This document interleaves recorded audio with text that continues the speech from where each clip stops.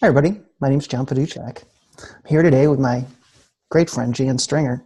And we're talking today about the strategic attraction plan, which is one of my favorite things, Jan. And the reason that I was so attracted to it in the first place is Alan walked me through it way back. And I remember that.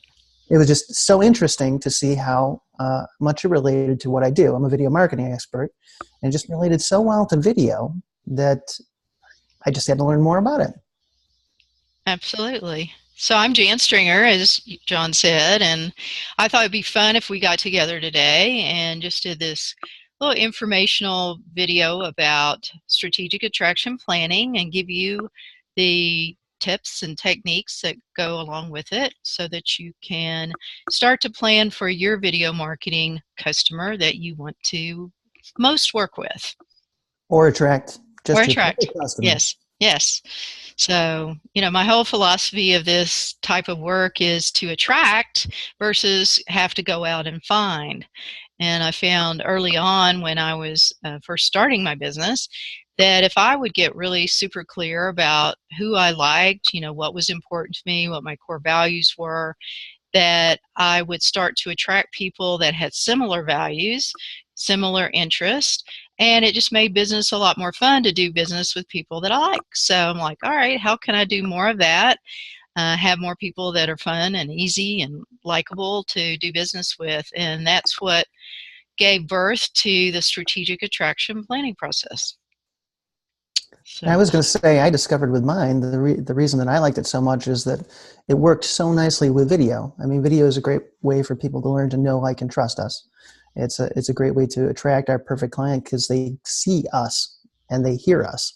And so they get that energy from us of, what we're about, that we're authentic, that they find something that they like in our tonality and in the way that we react on camera, interact on camera, as it may be. And I know I mentioned this to you before, but I also met my wife through a video dating oh service. yes, I love that. Yeah. And Yeah. going through that process, I think Mhm. that's where my attraction to video really came in, Jan, because I realized going through that process, you would go in and they'd give you like a guidebook of women that you could meet.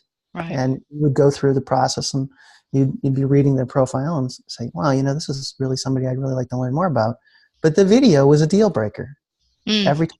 It was kind mm. of like I saw some women that I really liked their profile, but then I got to the point of actually watching their video, and I was like, wow, what could I possibly be thinking?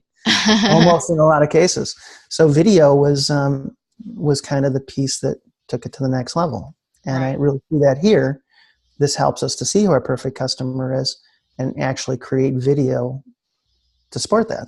Right. Yeah. So it's a great exercise to get before you actually start your video marketing, especially before you climb in front of the camera, to do your strategic attraction plan and to start to envision all of the perfect qualities and things. And we'll step you through each step in just a second, but we'll give you all that you need to get started with that. But I was going to tell you, John, I was visiting, I like to kind of catch up with people around the holidays and see what they're doing and what they've been doing. And I noticed that after talking with two or three people, of the three people I talked to, two of them had had business disasters. Like it just didn't turn out at all the way they thought it was going to go. And Mm. in both of those cases, I asked them, well, and these are people that know about strategic attraction planning because they've been through our program. And so they know all about it, right?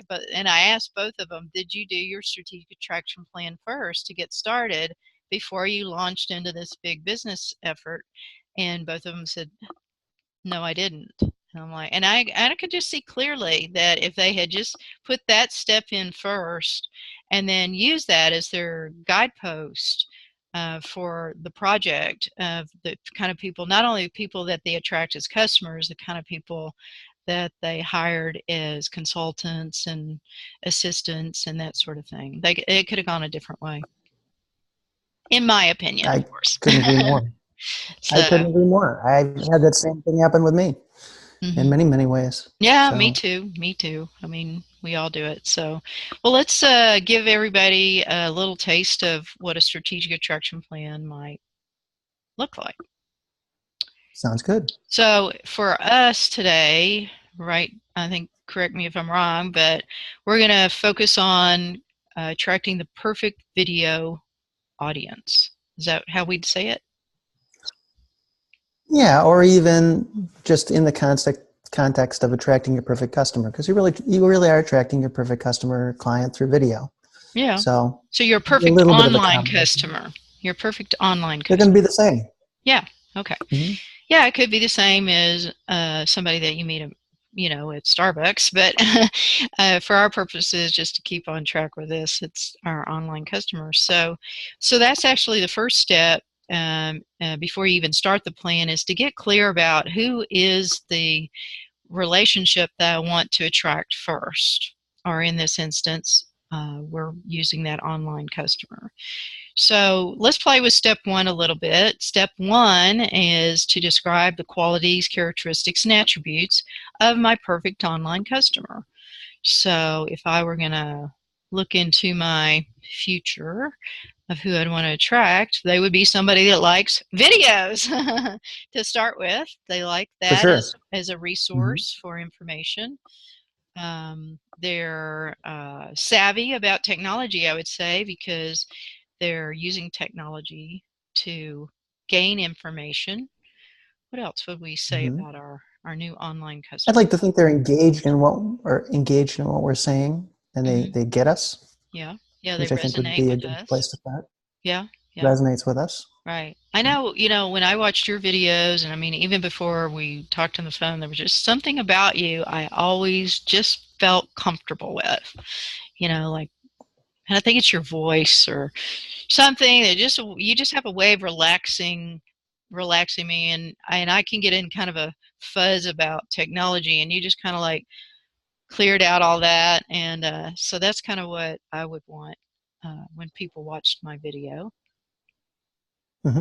that they're looking for somebody that helps them um, become more proficient. So in that case, in step one, a quality would be that they have a need for something that I'm Right. talking about.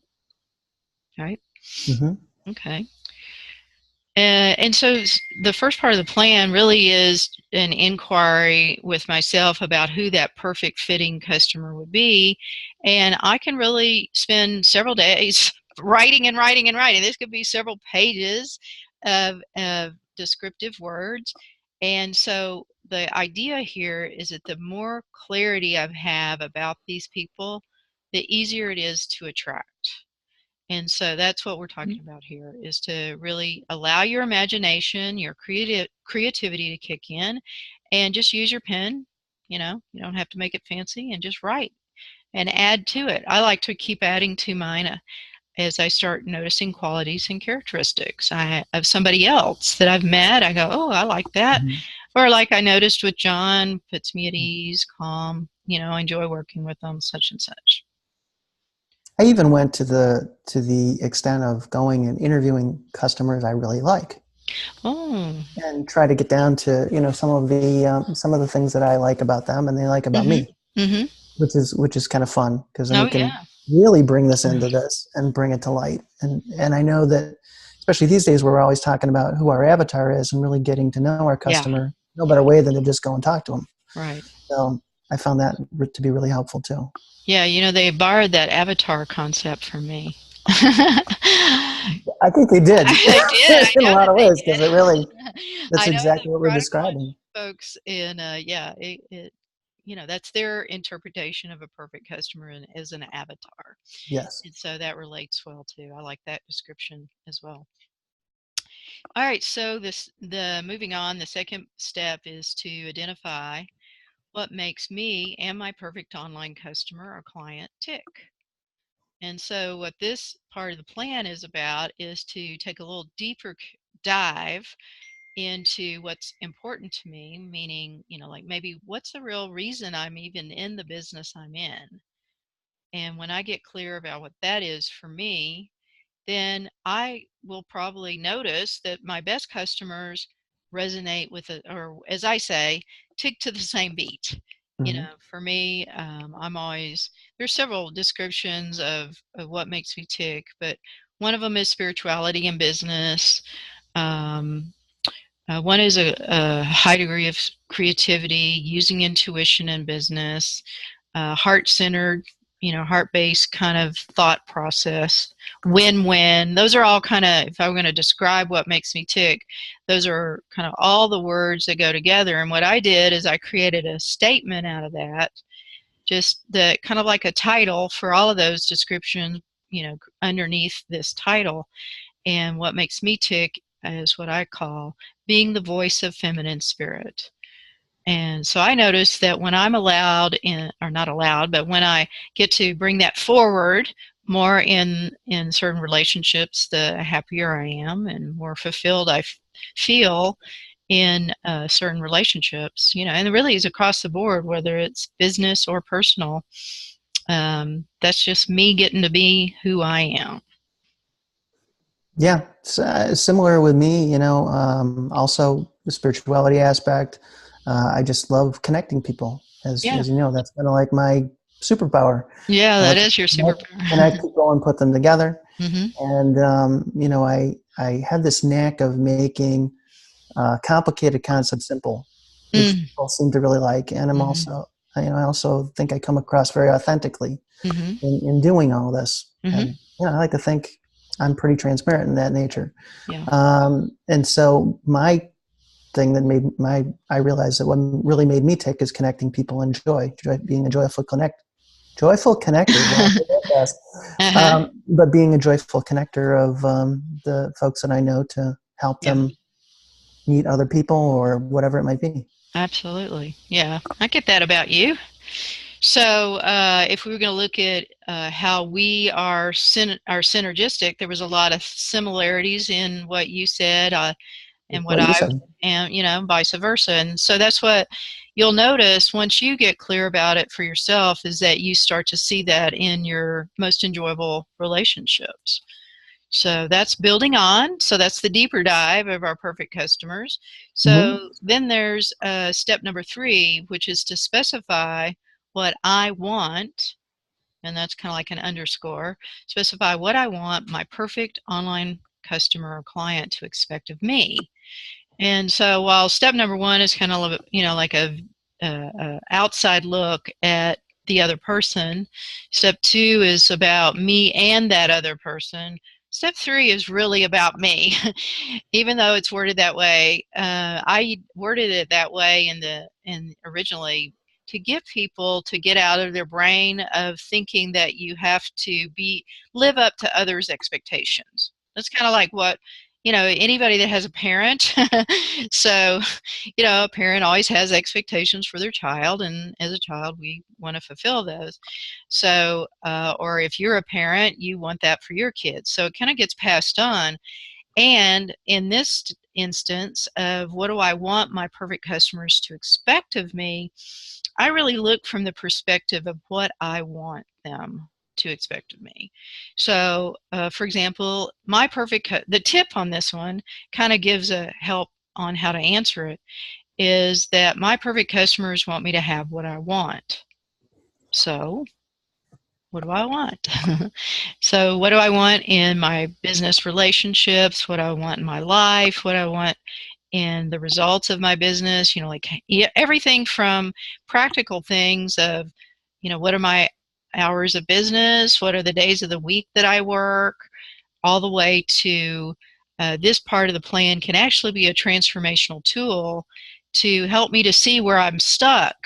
When I'm not attracting what I want, how can I shift that? And that's one of the things that I work with people the most on is to, uh, okay, I did my attraction plan and I'm still not getting the results that I want.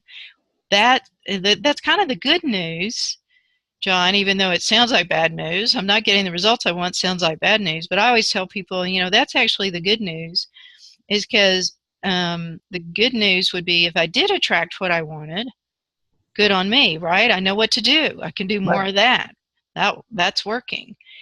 And it's also good news to notice what's not working or what results I'm not getting because I have the power. to shift me. And that's what step 3 is about, is me coming to terms with, if I'm not getting what I want, and I said, this is what I want, clearly I wrote it on my plan, then I get to own that there's a part of me keeping that from happening. And so I use this part of the plan to help me to look underneath the surface, so to speak, of what's really underneath this situation. Maybe it's an imperfect relationship situation, or maybe it's a result like people aren't paying me on time, or I'm not, my courses aren't turning out the way I want them to be, or I'm Mm. not getting enough customers, or I'm not meeting my own expectations of my own business. Those are all things that I can shift because they're about me. But step 3 is where I have to give up my right to complain about other people. So I can't point the finger outside of me anymore and say, oh, you're keeping me, or the world is keeping me. We have, an economy situation that people aren't buying. Those are all blanket statements about something outside ourselves. And it's really not the case that we have the power to shift any situation um, by working through this with ourselves. And that's what step 3 is about. So everything from practical office hours where I want to meet people. Do I want to have a website? Do I want to write a blog? Do I want to do video marketing? All those things I want them to expect of me. I call those practical, all the way to the transformational. So it's a big Client step. expecting us to be accessible, Mm-hmm. well rested, well vacationed, Mm-hmm. earn well, Mm-hmm. all the way Yeah. around. So those are different things to Yeah. consider, or that are part of that portion, that Yeah, piece. nobody likes to work with somebody that's worn out and tired. And so I have, for that reason, I build in time to my schedule for recuperation and self-care. So yeah, it's a big step. All right, so then let's move on to our 4th step.